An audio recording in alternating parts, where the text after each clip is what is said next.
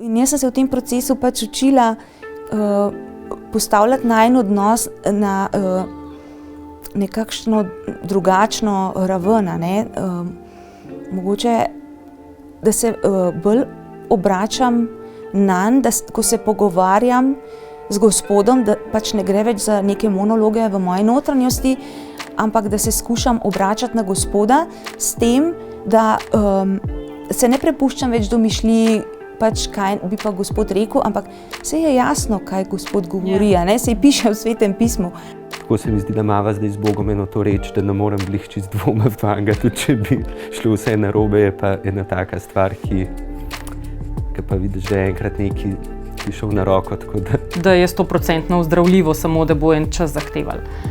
Tako sem pa vedela, da lahko umrem in in je bilo to tisto, tako, o Bog, ne, dajmo, s tabo, samo s tabo.